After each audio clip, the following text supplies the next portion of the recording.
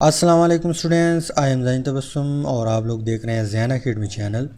तो आज की इस वीडियो में हम डिस्कस करेंगे इंट्रोडक्शन ऑफ गैसेस एक्सचेंज, यानी बायो का जो फर्स्ट वन चैप्टर है उसकी इंट्रोडक्शन स्टार्ट करते हैं। तो कहानी कुछ इस तरह है कि इस कायनात में जितनी भी चीज़ें हैं वो जब चलते हैं, इधर उधर जाते हैं, जब काम करते हैं तो वो एनर्जी इस्तेमाल करते हैं। किस चीज़ को? एनर्जी को।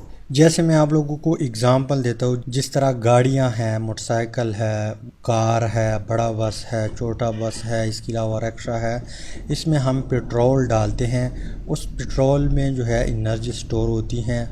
वो इंजन क्या करता है, उस स्टोर एनर्जी को इस्तेमाल करके उससे फिर गाड़ियाँ चलती है।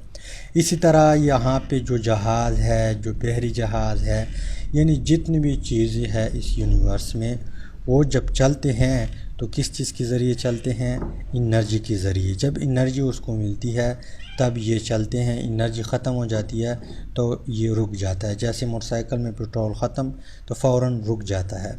इसी तरह यहाँ पे इस अर्थ के ऊपर जो लिविंग थिंग्स है वो भी चलते हैं। वो क्या करते हैं? चलते हैं। अब लिविंग थिंग्स में दो चीज़ें हैं, यहाँ पे आप लोग नोट करें। एक है प्लांट एंड दूसरा है एनिमल्स। अब एनिमल देख ले, ये इजीली एक जगह से दूसरी जगह जा सकती हैं, तो यानी ये हरकत कर सकते हैं। इसके अलावा प्लांट अगर अपनी जगह पे खड़े हैं पर उसकी ग्रोथ होती है तो इसके लिए भी एनर्जी की ज़रूरत होती है। तो यानी चलने के लिए या ग्रोथ करने के लिए इन चीज़ों के लिए भी एनर्जी की ज़रूरत होती है। अब वो एनर्जी यानी एनिमल्स जो है एनर्जी कहाँ से हासिल करते हैं, प्लांट जो है एनर्जी कहाँ से लेंगे? तो आप लोगों ने पढ़ा होगा कि प्लांट जो है, प्लांट प्रोड्यूसर है। प्लांट क्या है? प्लांट हमारे पास प्रोड्यूसर है। प्रोड्यूसर का क्या मतलब है? प्रोड्यूसर का मतलब ये है कि प्लांट अपने लिए एनर्जी यानी खुराक खुद बनाते हैं। उस खुराक में एनर्जी स्टोर होती है। ख़ुद कैसे बनाती हैं? आप लोगों ने पढ़ा होगा कि प्लांट की जो लीफ है उसमें क्या होते हैं? क्लोरोफिल होते हैं। और क्लोरोफिल जो है सनलाइट की मौजूदगी में, और उस रिएक्शन को हम या उस प्रोसेस को हम नाम देते हैं फोटोसिंथेसिस। तो वो किस तरह रिएक्शन होता है? प्लांट जो है ज़मीन से H2O लेके H2O वाटर लेता है। इसके अलावा इसकी स्टोमेटा के ज़रिए कार्बन डाइऑक्साइड इंटर हो जाता है। इसकी रिज़ल्ट में यानी जब सूरज की रोशनी आ जाती है इसके ऊपर तो ये आपस में रिएक्शन करता है तो खुराक बन जाता है। खुराक कौन सा होगा? ग्लूकोज होगा, C6H12O6। इसके अलावा ये ऑक्सीजन भी एज ए बाई प्रोडक्ट बन जाता है प्लांट की लीफ में। ये ऑक्सीजन इन्वायरमेंट में रिलीज़ करता है। इसके अलावा ये खुराक जो है प्लांट ख़ुद भी इस्तेमाल करते हैं। इसके अलावा बाकी जितनी भी एनिमल्स है वो इन प्लांट से खुराक हासिल करता है। आप लोग सोच ले, सालन जब तैयार हो जाता है तो सालन में जो है गोश्त के अलावा और नमक के अलावा बाकी सारे प्लांट है। चाहे घी है वो भी प्लांट से बनते हैं, मिसाला है, मिर्च है, इसके अलावा प्याज है, लहसुन है, धनिया है, इसके अलावा टमाटर है, आलू है, दाल है, ये सब क्या है? प्लांट है। इसके अलावा रोटी जो बनती है वो भी प्लांट से बनती है।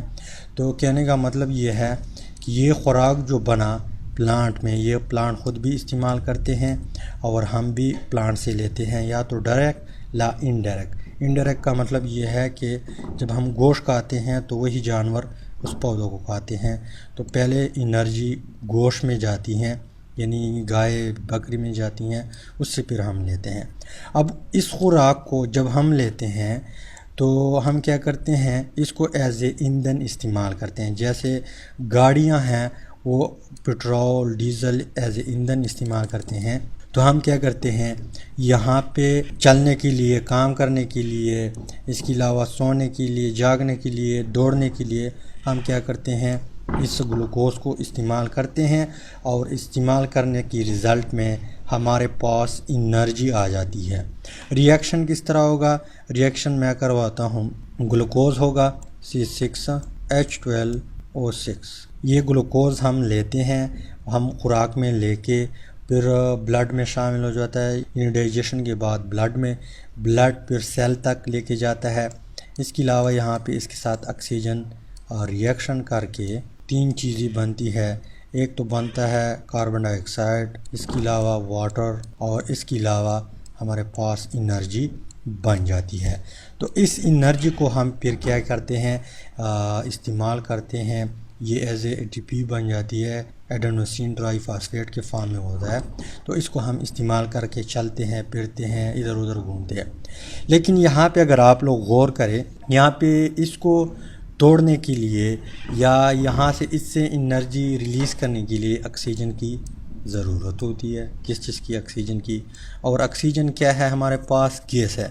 लेकिन यहाँ पे आप लोग टॉपिक के ऊपर गौर करें, गैसेस एक्सचेंज। गैसेस जो है हमारे पास बहुत ज़्यादा है, जैसे कि क्लोरीन भी गैस है, ब्रोमीन भी गैस है, और नोबल गैसेस है, नियॉन है, आर्गन है।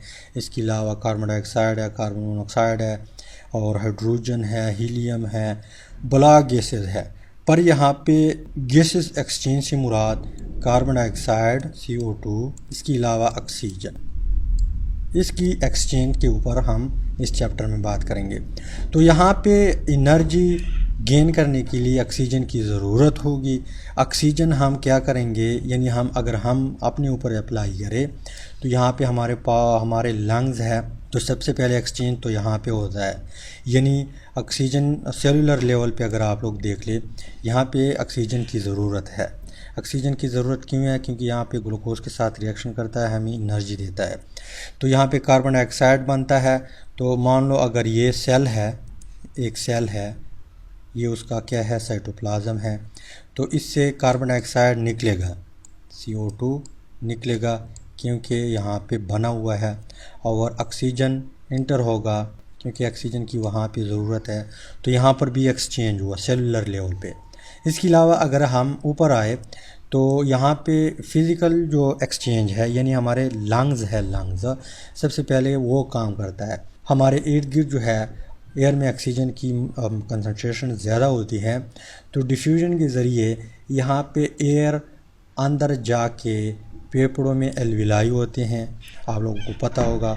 वो एल्विलाई क्या करता है? ऑक्सीजन इनटेक करता है, ऑक्सीजन। इसके अलावा सेल में जो बना हुआ कार्बन डाइऑक्साइड है, ये खून लेके आता है, वापस लेके आता है, और यहाँ पे ऑक्सीजन लंग्स को देता है। तो ये लंग्स क्या करता है? जो एयर हमने इनटेक की है, मतलब फेफड़ों में जा चुकी है, वहाँ पे ऑक्सीजन खून के साथ मिलके चला जाएगा सेल तक, और खून ने जो कार्बन डाइऑक्साइड लिया हुआ है वो यहाँ पे फेफड़े में आके जो हमने इनटेक की है एयर, उसके साथ बाहर आ जाती है। तो यहाँ पर भी एक्सचेंज हुआ, किस चीज़ का? कार्बन डाइऑक्साइड और ऑक्सीजन का। तो ये है इंट्रोडक्शन वीडियो। इंशाल्लाह आगे हम घुस के जाएंगे, एक एक चीज़ जो है डिटेल से डिस्कस करेंगे। तो उम्मीद करता हूँ इंट्रोडक्शन की वीडियो की समझ आई होगी। अगर समझ आई है, वीडियो को लाइक करें, शेयर करें, चैनल को सब्सक्राइब करें। Finally thanks for watching.